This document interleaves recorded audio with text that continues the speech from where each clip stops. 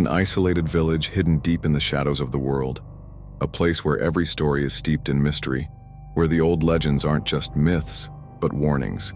A village where something ancient has been waiting, watching. And tonight, the full moon rises again. The people you trust most, the ones you call friends, are hiding a secret so dark, so monstrous, you can't even begin to imagine it. The greatest threat doesn't come from the outside. It comes from within. You think you know who the monster is, but in this village, the nightmare wears a familiar face. What if the real horror isn't just survival, but discovering who or what you've been living with? This is the story you're about to experience. If you're brave enough to face the unknown, hit that like button, subscribe, and share this tale with those daring enough to hear it. Don't forget to turn on the notification bell so you never miss another journey into the terrifying unknown. The hunt begins now, and when the moon is full, nothing is what it seems. The wind howled through the tall trees, a sharp, unrelenting wail that sent shivers through the spine. I could hear it now, even through the thick walls of the cabin. It was a sound I had known all my life, the kind that always seemed to signify something more, something darker. But tonight it was different. Tonight it felt more alive like the forest surrounding the old village we had returned to. This place, it hadn't changed much since we were kids. The village, still tucked away in the shadow of the looming mountain range, felt every bit as remote and insular as it had all those years ago. The houses, weathered with age, stood like sentinels guarding secrets. The streets, narrow and winding, seemed to close in on you the longer you walked them. There was always something strange about it. Something about the way the fog lingered long after it should have disappeared, as if the village itself were reluctant to let go of its mysteries. I had come back with 4 of my childhood friends, reconnecting after all these years to celebrate old traditions, to rekindle memories of simpler times. But that was before the stories came rushing back. The ones that our parents used to whisper when we were children, the ones about the beast in the woods, the werewolf. I hadn't believed them back then. I was far too rational, far too practical to give in to such childish superstition. But now, standing here on the cusp of the full moon, I could feel something stirring within me, something I couldn't ignore, something that made the hairs on the back of my neck stand on end. We gathered in the old tavern at the center of the village, a weathered stone building that seemed more a relic of the past than a place for any modern soul to seek solace. The floorboards creaked beneath our feet, and the scent of firewood and aged whiskey mixed with the heavy, damp air. Our reunion dinner felt oddly tense, the kind of silence that only comes when a group of people has spent too many years apart. The jovial chatter of our youth had long since been replaced with uneasy glances and awkward pauses. That was when the tavern keeper, a man no older than my father but with a face worn by time, began his tale. "The moon's rising tonight," he said, his voice a deep rasp that seemed to echo in the room. He leaned in closer, his weathered hands resting on the table, as though the mere mention of the moon could bring trouble. "It's the full moon, you see. A time when the curse is strongest. The curse of the beast that once haunted these woods." He paused, his eyes scanning the room. My friends laughed nervously, trying to brush off the old stories, but I could tell none of us felt entirely comfortable. "People used to disappear," the tavern keeper continued, his eyes glinting with something unreadable. "Right from their beds, from their homes, no trace left. The woods claimed them and none dared speak of it. But there were whispers. Whispers about a creature, a man cursed to live as a wolf, a creature that still roams these woods, waiting for the moon." I had heard this all before. The legends of the werewolf, a man cursed to transform every full moon into a bloodthirsty beast, tearing through the village and taking anyone in its path. But hearing it now, in this place, on this night, there was something different in the air, something that made the words feel real. A chill swept through the room as the tavern keeper's gaze turned from one of us to the next. "Be careful tonight," he warned, his voice lowering to a near whisper. "The full moon makes the curse stronger, and the beast, it's always closer than you think." We left the tavern shortly after that. The moon was already rising high above the village, its light casting long, pale shadows across the cobblestone streets. The wind had picked up, biting through the layers of our coats as though urging us to leave. But we stayed. We had come for the reunion, and despite the unease creeping in, we weren't about to let some old folktale spoil the night. We made our way back to the house where we were staying. It was a large, creaky thing with low beams and thick stone walls that seemed like they could shelter us from anything. But I couldn't shake the feeling that something was watching. The forest felt closer now, the trees pressing in like silent sentinels. We all joked about it, laughter, hollow and nervous, but the jokes didn't come easy. Every crack in the distance, every gust of wind that rattled the windows felt wrong. Emily, the more sensitive of the group, was the first to voice what we were all feeling. "I don't like it here," she said, her voice barely above a whisper as she glanced out the window. "There's something out there. I can feel it." James, ever the thrill-seeker, snorted. "It's just the wind. You've been listening to those old stories too much." But even as he said it, I saw the look in his eyes, the one that didn't quite meet mine. "Let's go out and explore," he added, trying to sound casual, but his voice trembled slightly. We all stared at him, unsure. "Seriously?" Samuel, the more grounded one of the group, raised an eyebrow. "In the middle of the night, with the wind picking up like this?" James shrugged, tossing a glance at the moon, already halfway up the sky. "Why not? It's a full moon. Let's see if the legend holds any weight." For a moment I thought we might leave it at that. But Emily, looking nervous but resolute, spoke again. "I'm going back to the house. I don't feel right about this." The tension in the room grew palpable. We exchanged glances, each of us weighing the thought of venturing further into the night, and something inside of me snapped. Maybe it was the unease of the village or the reminder of old tales and ancient fears, but I couldn't let it go. "I'll go with you," I said to Emily. "We'll head back to the house, get some sleep, and we'll call it a night." James smirked. "Spoil sport." "I'm not afraid," I said, though my voice was shaky. "I just don't like the idea of being out here with no clear reason." As we turned to walk back, a distant howl echoed through the trees, freezing us in our tracks. This wasn't the wind. This was something else. Something darker. James gave a nervous laugh. "All right, maybe we're all just a little freaked out by the old man's story. But we're fine. But I couldn't shake the feeling that something was waiting in the woods. And in the quiet night that followed, I began to wonder if we were already too late. The beast was already here. The night had grown eerily silent as we made our way back to the house. The full moon hung high in the sky, casting its ghostly light over the village like a watchful eye. The wind had died down, leaving only the creaking of old trees and the occasional rustle of leaves in the distance. It should have been peaceful, but there was something in the air, something off, that made my skin crawl. Emily had gone quiet beside me, her footsteps quickening as though she too felt the unease creeping in. I glanced back at the others, who seemed unusually tense, each of them casting nervous glances toward the forest as we walked. Even James, who had been so eager to explore, was now walking with a quicker pace, his hands stuffed in his jacket pockets. "Do you hear that?" Emily's voice trembled barely above a whisper.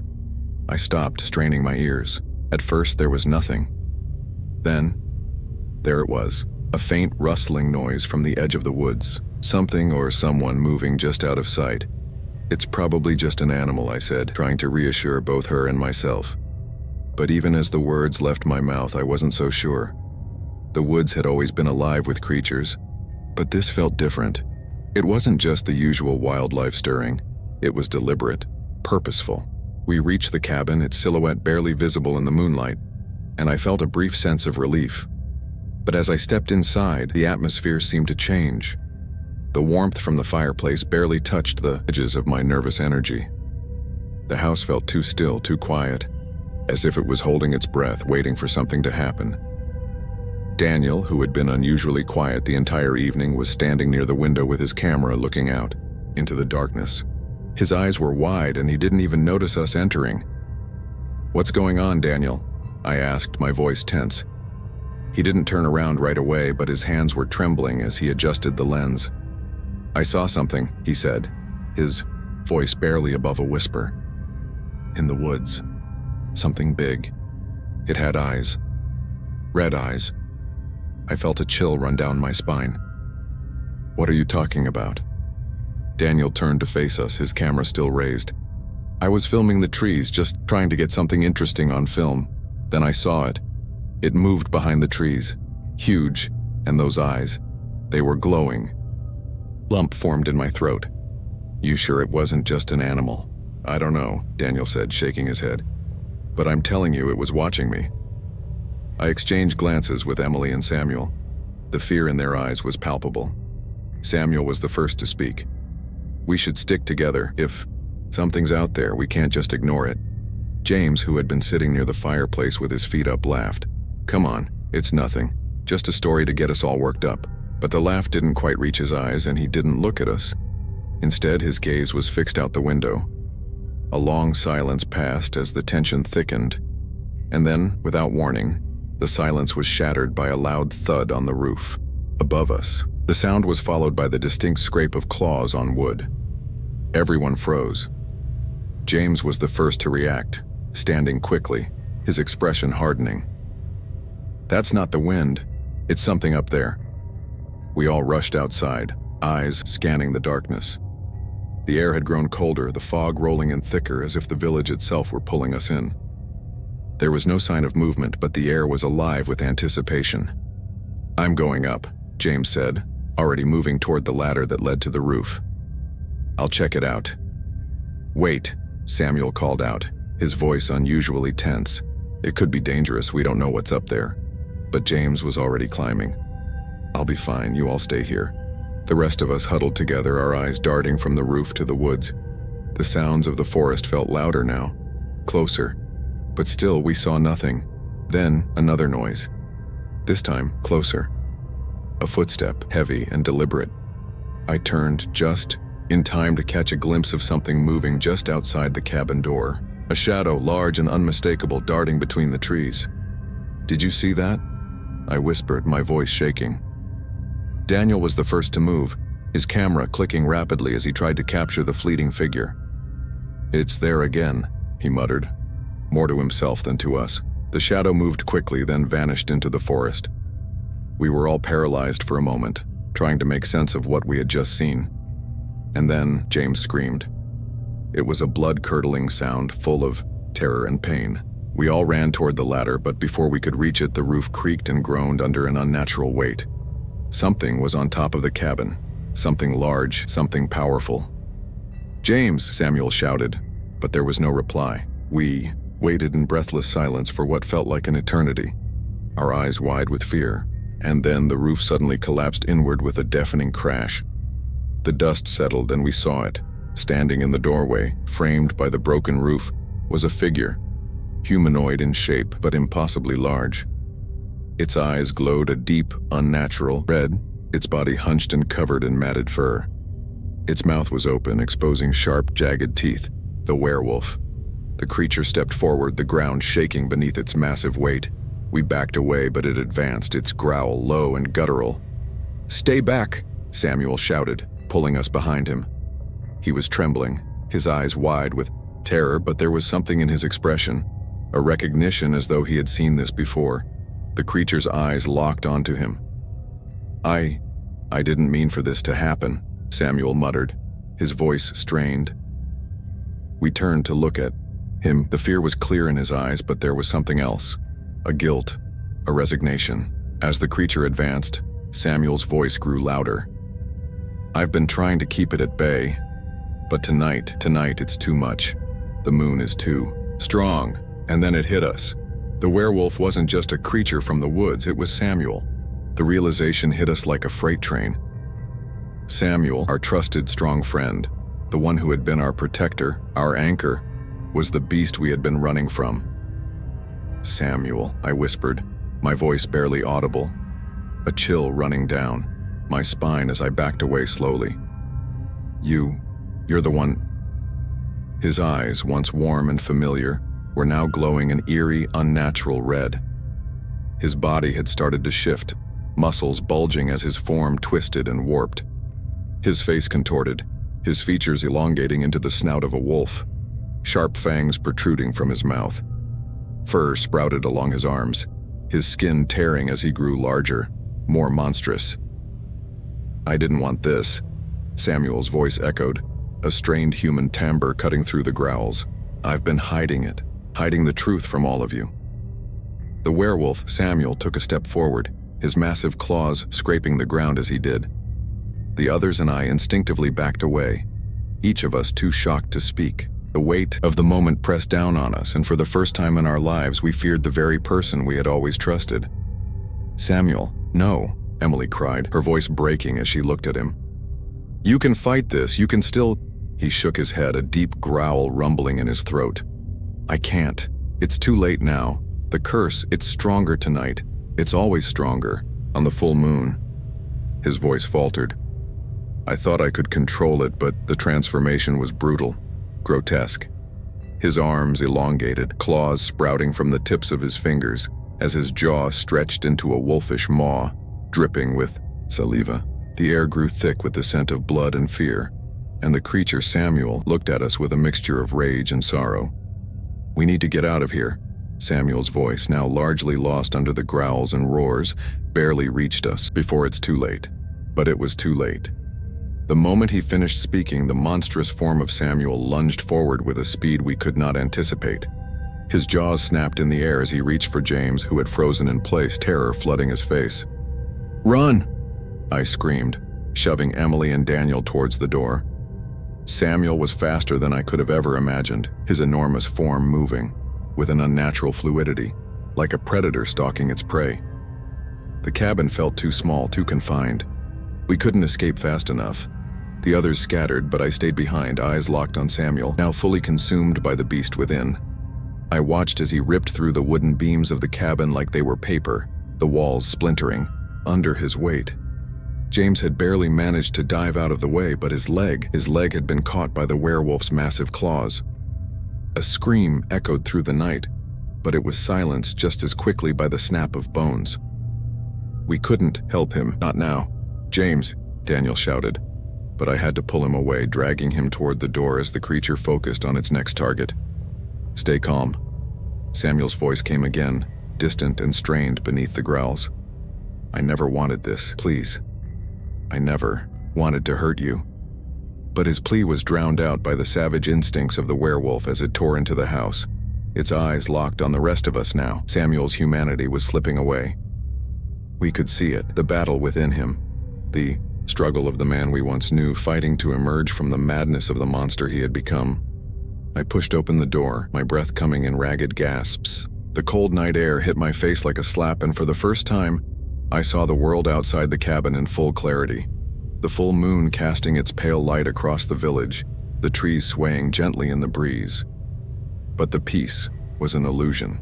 Behind us, the sounds of destruction continued. Wood splintering, furniture crashing to the ground, and then the unmistakable growl of the werewolf. Samuel was hunting us. "Get to the barn," I urged. "We can barricade ourselves there.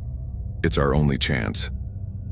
But as we ran, I couldn't shake the image of Samuel, the friend who had always been the strongest among us, now reduced to a savage beast. The man we had trusted, the one who had always been there to protect us, had turned into the very thing we feared.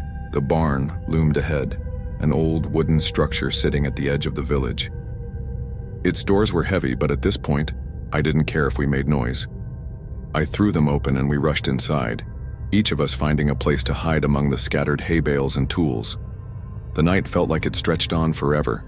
We waited, hearts pounding in our chests, the terror of knowing the werewolf was out there hunting us. But it was Samuel's presence I feared the most. The idea that the monster we faced was someone we had once known. As we crouched in the dark, trying to keep as still as possible, we heard it. A howl. It was close, closer. "Stay quiet," I whispered, my voice trembling, but the howl continued, and this time it was followed by heavy footsteps. Footsteps too large, too powerful to be human. The barn creaked under the weight of the beast approaching. A sudden crash sounded from the far side of the barn, and then the unmistakable gleam of red eyes appeared in the darkness. Samuel, he was here. The air was thick with tension as the full weight of the nightmare pressed down on us. Samuel, now fully transformed into the monstrous werewolf, stood just beyond the flickering shadows of the barn. His red eyes burned with a furious intensity, and the guttural growls that came from deep within his chest sent chills down my spine. We were trapped. The barn had only one exit, and it was too far to reach. Our backs were to the wall, and the creature that had once been our friend was now hunting us like prey. There was no escape. I motioned for the others to stay low, my hand trembling as I gripped the broken handle of a rake that had been left behind in the barn. It was our only weapon. We could only hope to delay the inevitable. "Sarah," Emily whispered, her voice barely audible as she crouched next to me. "What do we do? We can't fight that thing." I didn't have an answer. My mind was racing, trying to find some way out, some chance to survive. But as I looked into the glowing eyes of the werewolf, Samuel, the reality hit me. We had no choice but to face him, or die trying to escape. The barn door creaked on its hinges, and then Samuel stepped inside, the floorboards groaning under his immense weight. His fur was matted with blood, and his claws dragged along the floor, scraping with each step. His breath was hot and heavy, and he looked at us like a predator inspecting its prey. "Please." Samuel's voice broke through the growls, strained, with human anguish. "I didn't want this. I never wanted to hurt any of you." But the words fell on deaf ears. The man we once knew was gone, consumed by the beast inside. We couldn't trust him anymore. The creature before us was an animal, a force of nature driven by hunger and rage. Suddenly, he lunged. The barn exploded into chaos as we scrambled to avoid him. I barely managed to duck under his outstretched claws as they slashed through the air where I had been standing just moments before. The sound of his claws ripping through the wood sent a shudder through me.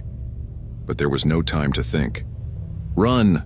I shouted, shoving Daniel toward the back of the barn. Emily screamed as she stumbled, her foot catching on a loose beam. In an instant, Samuel was upon her. His teeth bared, he reached out with claws like daggers, but before he could strike, I threw the rake at him. It wasn't much, but it gave Emily just enough time to pull away, tumbling to the floor, breathless. The werewolf snarled, his focus shifting to me now. He growled low, his eyes burning with primal fury. "Sarah, get out of here," Daniel cried, his voice cracking with fear. But I didn't move. My legs were frozen, my eyes locked onto the beast before me. And then, in that moment, I saw something. A flicker of recognition, a brief glimpse of the man Samuel had been, buried deep beneath the savage wolf. "I'm sorry." Samuel's voice came again, quieter this time. "Please end it for me." His words shattered something inside me. The realization hit like a punch to the gut. Samuel was still there, struggling beneath the creature he had become. The beast may have controlled him, but somewhere, in the depths of his eyes, there was still the man we had loved and trusted. But there was no time for mercy. We had to survive. We had to kill him before the beast took everything from us. I grabbed a nearby pitchfork, its metal tines sharp enough to pierce the werewolf's thick hide. My hands were shaking as I stepped forward, determined to end it. Samuel's eyes flickered between his monstrous form and his human one. "Do it, Sarah. You have to." I took a deep breath, pushing down my emotions. This was it. This was the moment we either lived or died. But before I could strike, there was a deafening roar, and the barn door burst open. Light flooded the eye, room blinding us all for a moment. "Stay down!" Samuel's voice, now clearly warped by the beast, bellowed from the darkness. But it was too late. The blast of light illuminated the creature's horrifying form, and a figure appeared in the doorway. A shadow, tall and imposing, and before I could even process what was happening, flames erupted. The fire roared to life. In that instant, my instincts kicked in. I knew what I had to do. The werewolf had always been vulnerable to heat. It couldn't withstand the fire. We had set a trap earlier, hoping it might work, but never fully believing we'd have to use it.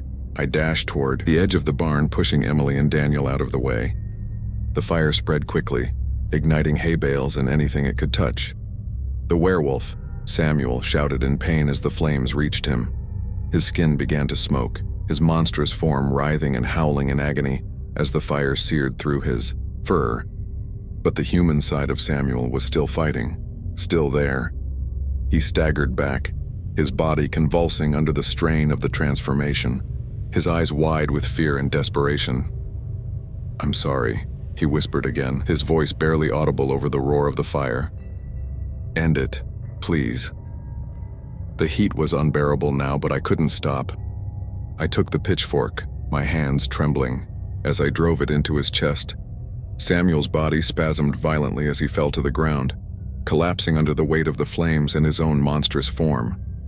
The fire consumed him completely, his roars fading into the crackling of the blaze. We didn't speak as we stood there, the smoke curling around us like a funeral shroud. The barn was now nothing but a smoldering ruin, the flames still licking at the charred remains of what had once been our friend. But we weren't out of danger yet. The night still felt thick with terror, the shadow of the werewolf still lingering in the air. We moved, slowly and cautiously, the fear weighing heavily on us as we made our way back to the village. Our vehicles were still stuck, the roads impassable. We had no choice but to walk. As we walked through the village, the morning light began to break, but it did nothing to ease the dread that hung over us. The full moon had passed and the forest was still, but we couldn't shake the feeling that something wasn't over. The wind had died down, the forest now eerily quiet, but there was still a lingering presence, a shadow in the woods that we couldn't quite put out of our minds. We reached the edge of the village, exhausted, drained, and emotionally shattered. But as I glanced back at the forest one final time, a cold shiver ran down my spine. Something moved in the distance. A shadow, too large, too familiar. I turned to Daniel, who had also noticed it. His face went pale. No, it can't be. But there it was. Samuel's body was gone, and the werewolf, the curse, was still out there. The morning light struggled to break through the thick forest canopy, its rays casting a pale, eerie glow over the village. We had walked for hours, exhausted, traumatized, but somehow alive. The silence that had fallen over the woods was unnatural. No birds, no wind. Just a stillness that pressed in from every direction as though the entire world had come to a halt. But that feeling, the one we couldn't shake, still lingered. That sense that something wasn't finished. Something was watching us, waiting.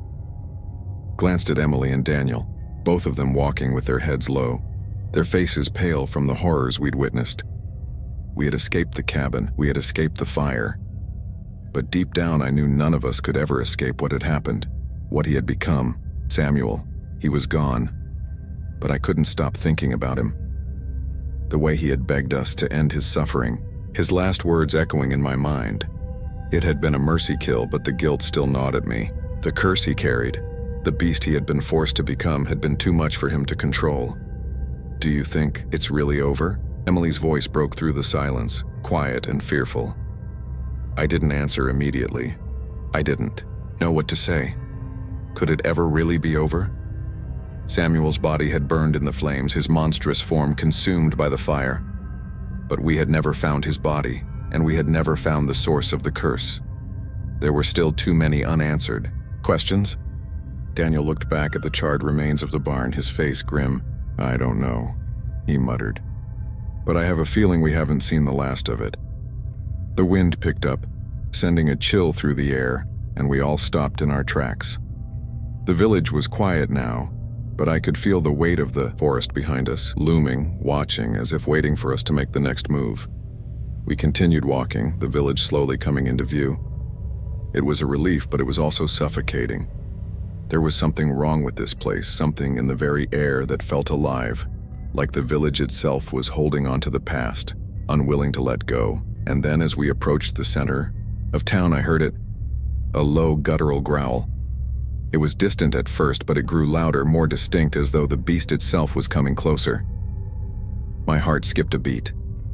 "No," I whispered, my voice trembling with dread. "Sarah, what is it?" Daniel asked, his eyes wide with panic. But I didn't answer. I didn't need to. The sound was unmistakable. It was the growl of a wolf, a large one, and it was close. I turned to look at the others, their faces as pale as mine. We all knew what it meant. We had fought the beast, we had watched it burn. But somehow it was still here. The curse was still alive, still hunting us. The growl grew louder, closer now, and I turned to face the forest. The trees were silent, but the shadows between them seemed to shift. Something moved, something huge. I took a step forward, the others following me, as though we were all drawn to whatever was lurking in the woods. The fear in my chest tightened with every step, and then, as if the darkness itself had shifted, a figure stepped out from between the trees. It was too large to be human. Its silhouette was a shape we all recognized: Samuel. He was standing in the middle of the road, his form still large and monstrous, but it wasn't the same creature we had fought. His body was covered in fur, his eyes glowing a pale, familiar red, but there was something different about him.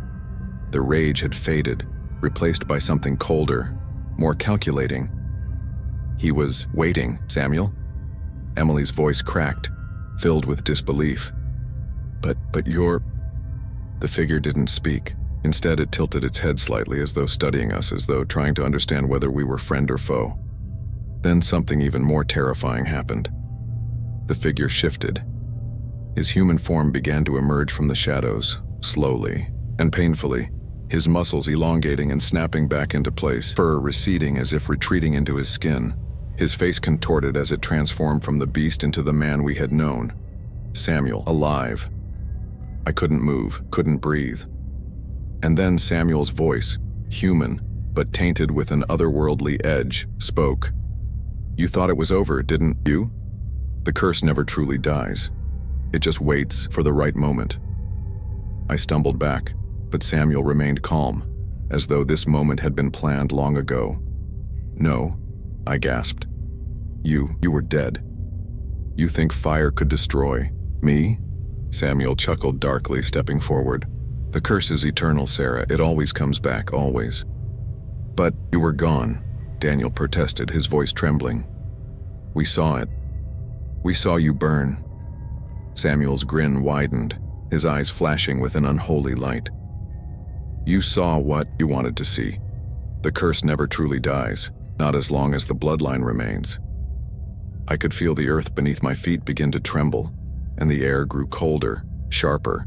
The forest seemed to close in around us as if it were alive, drawn to Samuel's presence. "No," I whispered again, the horror flooding through me. "It's over, is it?"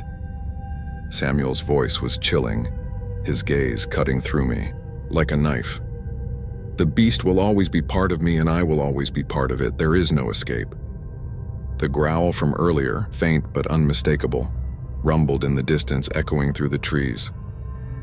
"I'll never stop hunting," Samuel continued. "Not until every one of you is dead, and the curse has claimed its final victim." The blood drained from my face as I realized the truth. Samuel was right. The curse wasn't something that could be destroyed. It was something that could only be contained by death. But not even death could stop it forever. The werewolf curse would live on. We began to run, our breaths ragged, but no matter how fast we moved, the presence of the beast never left us. The forest, the village, none of it would ever be safe again. The curse of the werewolf, the curse that had claimed Samuel, would never be fully broken. And as we ran into the shadows of the woods, I knew that no matter how far we ran, it would always be out there, watching, waiting, and it would never stop. Thank you for surviving this tale with us. But remember, what you've witnessed tonight is just the beginning. The darkness never truly fades. If this story has left you unsettled, if it's made you question the things you thought you knew, you're not alone. We're all just a little closer to the unknown now. So keep your eyes open, keep your trust close, and never forget the monster might be right beside you. If you enjoyed this story and want more chilling legends and terrifying tales, make sure to like this video. It really helps us out. You can also click on our Ultimate Werewolf playlist to watch more horror and cryptid stories. The link is in the description below. And if you love horror, folklore, and unexplained mysteries, subscribe to the channel and join our growing community of fear seekers. But don't stop there. Turn on notifications by clicking the bell icon so you never miss a new story. Because in the world of horror, the scariest things happen when you least expect them. And trust me, you don't want to be left in the dark. Welcome to the darkness.